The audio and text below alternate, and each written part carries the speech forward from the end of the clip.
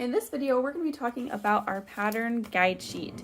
Remember, each commercial pattern has three parts: the pattern envelope, the pattern tissue, which has all the pattern pieces on it, and the pattern guide sheet, which we're focusing on today. Some patterns have a lot of instructions, so they'll have a couple pages to their pattern guide sheet. This one only has one sheet of paper, but it does have a back side to it. So that's something to keep in mind. Some patterns have two because they have more instructions. Each pattern guide sheet should have the pattern company and the pattern number on it so that you can quickly identify which pattern it goes to. This one tells me page 1 of 2 because 2 is on the back. Sometimes they have say page 1 of 3 or of 4 because there's a lot more instructions for other patterns. It shows me here my different views. We're going to be doing view B. It shows me a little diagram of each of the pattern pieces. You can see right here. So it shows me what they all look like and what view they are used for. Let me zoom in on that so you can see that, because that's kind of a neat feature of it. It tells me which view. So you'll notice 4, 5, and 6 are only used for view A, so we don't even need to cut out those pattern pieces because we're not going to use them. We're only going to use the ones that say view B on them. So it'll be 1, which is the front, 2, which is the back, 3, which is our sleeve, and then we'll do 7, which is the hood, 8, which is the pocket, and 9, which is for it's interfacing for our hood. Our pocket, sorry. Okay, let's keep looking. So if I go back to my pattern guide sheet here, you can see the whole thing. I'm going to talk about the next part of the pattern guide sheet, which is the sewing procedures part right here. So that's what I'm going to highlight next. You can go ahead and take a closer look at yours as well. But the sewing procedures, they talk about an overlock machine or a serger, because this particular guide sheet tells you how to sew if you're just using a serger or if you're just using a sewing machine. We're going to sew first, and then if you would like to serge a seam after you've sewn it, you're welcome to, but it's a lot harder to undo serging, so I'd rather you sew it first and then serge it. It tells us some different methods for finishing serging edges. It shows us some different ways for finishing edges if we're not using a serger.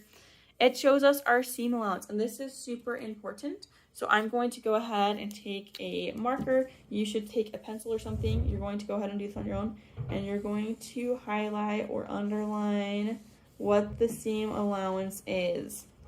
So it's telling us that our seam allowance is 1/4 inch for all seams unless it is otherwise specified in the instructions. So anytime it says sew a seam, if it doesn't tell you the seam allowance, you're going to assume that it is 1/4 inch seam allowance.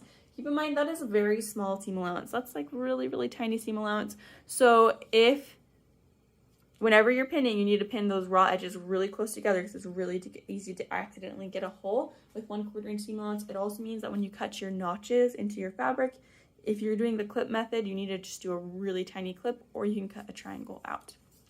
It tells us to press as we go, and it tells us that when there's this gray, that means, so like in these pictures right here, this is the right side of the fabric, the white is the wrong side of the fabric, and the speckled is the interfacing.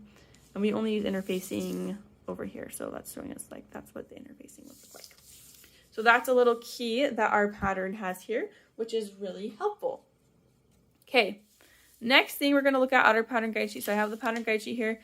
I'm going to look at the layout. So there's some layout here, and there's also, here, let me zoom out just a little bit so you can see more. There's layout here, and it continues up over here. You'll notice that it says view A and view B. Well, we are doing view B, so I'm going to go ahead and just cross out view A because I'm not doing view A and I don't want to get confused. All right. These diagrams show us how to lay out our pattern pieces on our fabric, which is really important. So we're going to zoom in on this view B right here because I want us to kind of see what's going on.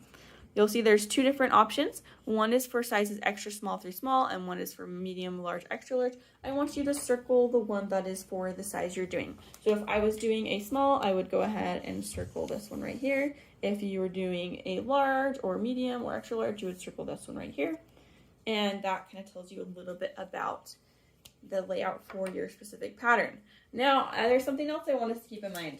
So if this is my fabric right here, it says my fold is up here, so my fold is up here, and my selvages would be down here, which is kind of like where my flaps are, right? I would lay these things out, but you'll notice there's a separation here. On both cases, there's a separation, and then pieces 1 and 2 are both placed on the fold. Well, that's because both of pieces 1 and 2 actually need to be placed on the fold because we don't want to seam down the front or the back.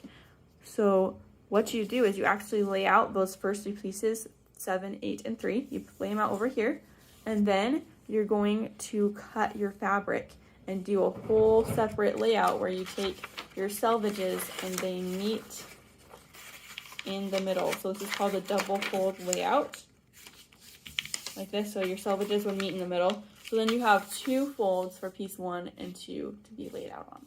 So we're going to practice this on paper before you have to do it with your fabric. So don't stress about that if that felt confusing, but just pay attention to that fact that there are 2 different layouts, extra small through small, medium through extra large, and then within each of those, you're going to have to lay out your fabric 2 separate times, okay? Keep that in mind. Once you have circled the pattern layout that you're going to be using, you are good to move on.